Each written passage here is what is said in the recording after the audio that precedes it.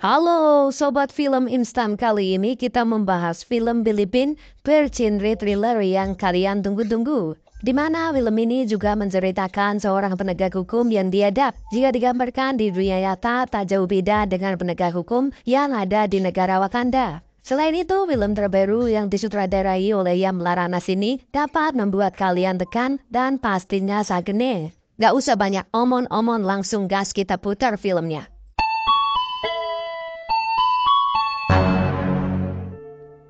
Berlatar di sebuah desa terpencil di negara Filipina, kisah diawali dengan memperlihatkan seorang wanita yang digenjot di ladang jagung. Dan dia merupakan lakon kita semua bernama Dolores yang berprofesi sebagai PSK keliling. Di mana untuk mendukung pekerjaannya tersebut, Dolores membawa kloso atau tikar sebagai lambar biar tidak gatal-gatal saat bercocok tanam.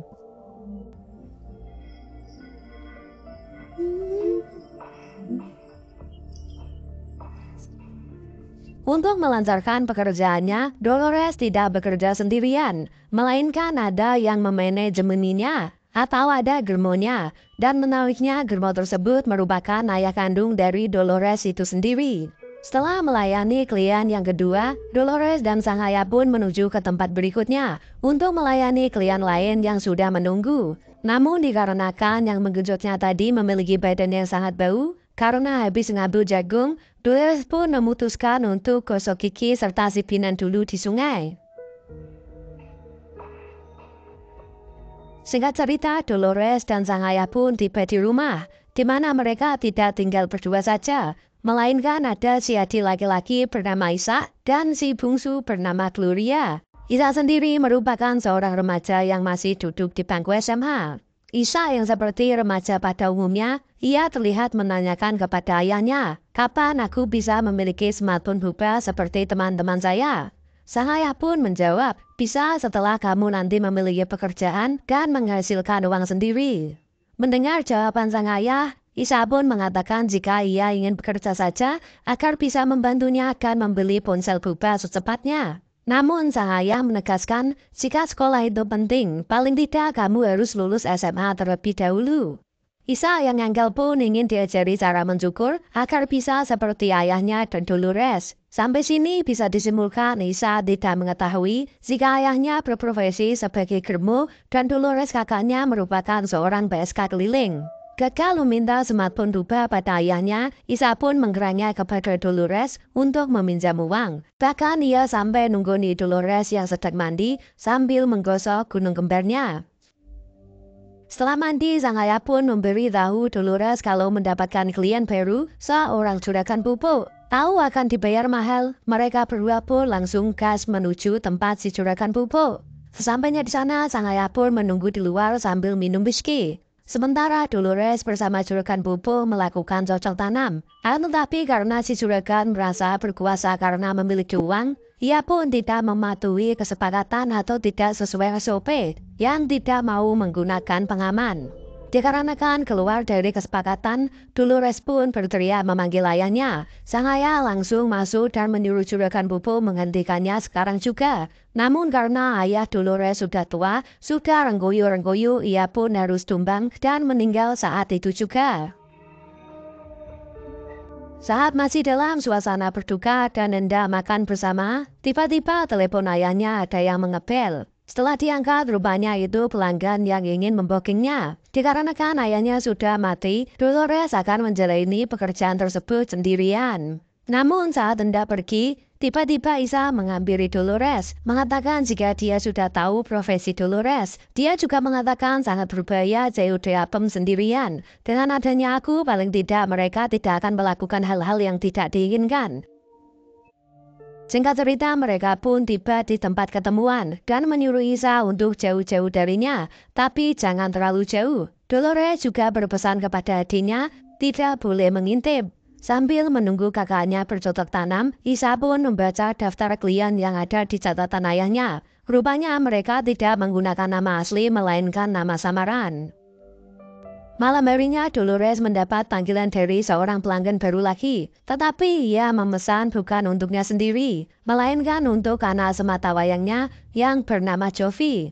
di mana bapak ini kesal kepada Jovi anaknya. Sebagai lelaki yang sudah berusia 24 tahun, dia masih berjaga. Dan bapaknya tidak menyukai hal itu, sehingga ia menyewa jasa Dolores untuk mengajarinya bercocok tanam. Setelah masuk kamar, Dolores yang mengetahui atau paham jika Jovi merupakan laki-laki tulang lunak alias pincang, ia pun memberikan sebuah daster yang membuatnya sangat senang. Selain itu, mereka berdua juga mengibuli bapaknya, seolah-olah mereka berdua sedang kuda-kudaan. Padahal mereka berdua hanya bergoyang dan pura-pura mendesah. Keesokan paginya, terlihat Lisa memeriksa semua catatan ayahnya tersebut, di mana ia menemukan orang dengan nama panggilan Sir. Di situ tertulis jika setiap bulan ayahnya selalu membayar 1.000 peso kepadanya. Dolores sendiri juga tidak tahu siapa itu Sir. Singkat cerita, terlihat Lisa sudah menemani Dolores sedang menservis kliennya. Dia yang masih penasaran dengan nama Sir pun langsung menghubunginya dan mengatakan jika dia merupakan adik Dolores. Sir pun mengatakan jika kalian masih punya hutang, sekarang ada di mana. Tak lama kemudian datanglah orang yang bernama Sir tersebut. Ini tampangnya. Rupanya ia merupakan oknum polisi yang membekingi bisnis ilegal yang dilakukan oleh Dolores. Sehingga Dolores harus menyetor kepada Sir setiap bulan sebagai uang keamanan. Di situ Sir juga mengatakan profesi yang dijalani kakaknya saat ini sangat rentan terhadap penyakit. Sehingga ia menyarankan Dolores juga harus sering diperiksa ke dokter untuk memastikan keadaannya baik-baik saja. Saat mau pergi, Sir juga mengatakan jika bulan ini izin bisnis Dolores sebagai PSK keliling tidak akan diperpanjang alias berakhir. Dolores yang mengetahui jika polisi tersebut mengambil terlalu banyak darinya, membuatnya marah-marah sendiri. Namun Lisa yang ingat perkataan Sir mengenai rentan akan penyakit pekerjaan kakaknya tersebut, ia pun menyarankan Dolores untuk periksa ke dokter. Dolores yang merasa dirinya baik-baik saja dan hanya membuang-buang uang, ia pun menolak ide adiknya tersebut.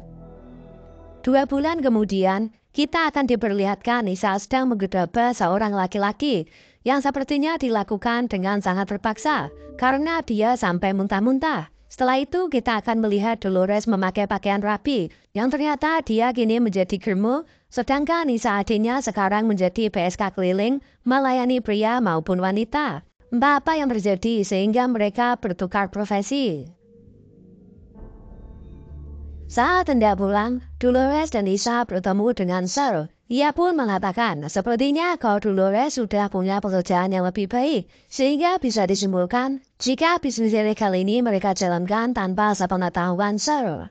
Singkat cerita, malam pun tiba. Terlihat Dolores menggigil demam yang sepertinya terkena penyakit akibat pekerjaannya sebagai PSK. Hal itu pula yang membuat kini dia bertukar profesi dengan adiknya Isa agar dapat melanjutkan hidup mereka dan bisa membiayai sekolah si bungsu. Keesokan paginya terlihat Sir sedang menggoda PG SMA yang baru pulang sekolah. Karena Sir tidak direspon, ia pun membuntuti gadis tersebut sampai ke rumahnya. Dan scene berpindah ke Isa yang sedang berada di warung bersama para pemabuk, di mana saat ada salah seorang yang sudah pentit, ia pun mengikutinya dan merayunya agar mau disepang batangnya. Namun itu rupanya hanya akal-akalan Isa saja, di mana sebenarnya dia hanya ingin merampok pria tersebut. Sukses menjalankan misinya, ia pun pulang dan memberitahu Dolores kalau dia hari ini mendapatkan untung banyak. Setelah itu datanglah Jovi yang menjenguk Dolores karena sudah dianggap sebagai sahabatnya waktu kejadian tersebut. Jovi mengaku pergi dari rumah, mencuri mobil ayahnya, kemudian ingin pergi ke kota lain untuk hidup bebas. Malam pun kembali tiba. Terlihat Lisa bersama orang yang ia rampok tadi siang dan terlihat mabuk lagi. Namun saat Lisa hendak mengikutinya, datanglah Sir yang memarahinya karena masih kecil sudah mabuk-mabukan. Usai dimarahi Sir, Ishak pun menyusul pria yang bersamanya tadi. Entah talal atau gimana, jelas-jelas jam tangannya itu hasil merampok orang tersebut. Namun kenapa jam tangannya dipakai saat dia di warung bersama orang yang dirampoknya? Di mana coba otaknya? Setelah mendengar huder antara mereka berdua, Sir yang sedang menikmati anggur merah pun menghampirinya dan menanyakan apa yang terjadi. Si pria pun menjelaskan kalau tadi siang dia dirampok oleh Isa. Jam itu buktinya. Kemudian Sir pun diminta untuk menahan Isa. Sesampainya di sel penjara, Isa pun memohon kepada Sir jika tidak akan mengulanginya lagi. Akan tetapi Sir menjawab, ia digurung bukan semata-mata karena merampok itu saja. Melainkan Sir juga sudah mengetahui jika Isa merupakan seorang PSK keliling. Hal itu diketahui karena klien Isa yang seorang laki-laki telah memperkosa seseorang. Derompat pukuta. Gaya ng ate mo. Alam mo na isang araw lang dito may nagreklamo na kliyente mo. Diray ko daw.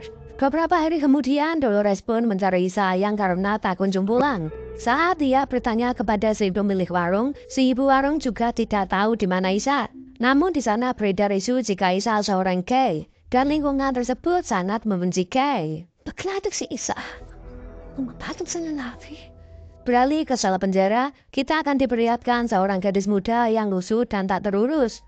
Rupanya ia adalah gadis SMA yang dibuntuti oleh Sir beberapa waktu lalu. Kemudian waktu itu Sir menculiknya dan dibawa ke penjara tersebut untuk dijual kepada pria hidung belang. Dia bernama Lydia.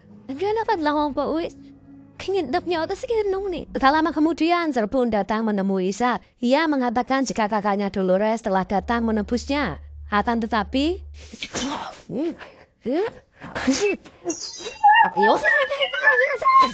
Ya, rupanya itu akal-akalan Sir saja, di mana dia hanya ingin Isa pindah tempat dari selnya sebentar, dikarenakan ada pelanggan yang akan menggenjot si Lydia. Namun setelah melihat kondisi Lydia yang lusuh, bau, tak pernah mandi, klien pun membatalkan pergenjotan tersebut dan laki-laki membuat Sir murka kepada Lydia. Sir yang gagal mendapat uang pun ngamuk-ngamuk di ruangannya. Ia tak sengaja menemukan daftar pelanggan Dolores. Sehingga Isa diminta untuk menawari para pelanggan dengan wanita yang lebih muda dari Dolores, yaitu Lydia.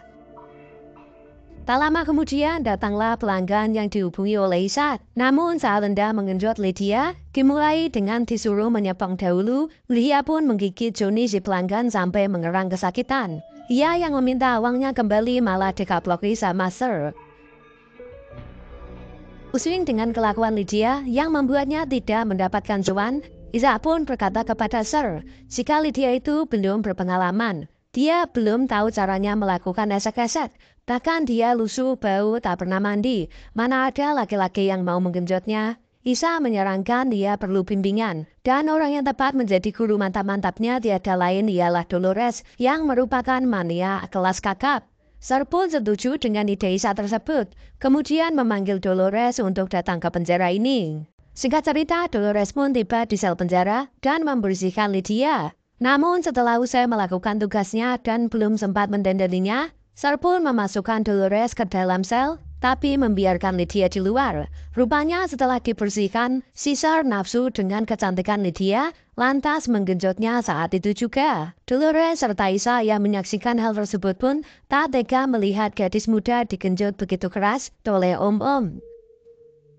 Melihat kebiadaban Sir yang seperti binatang, Dolores dan Isa akhirnya memiliki ide untuk bisa keluar dari tempat ini. Isa mengatakan kepada Sir jika ada klien atau pelanggan yang ingin menggenjot mereka berdua. Lantas Sir pun menyuruh mereka berdua untuk segera dandan. Sudah beberapa jam menunggu kliennya yang tak kunjung datang, Sir pun mulai mengamuk lagi. Namun dengan lembut Dolores mengatakan, kenapa kita berdua nggak kamu genjot saja om? Masa sudah dandan cantik-cantik nggak ada yang genjot? Kan mubazir om, ayolah om.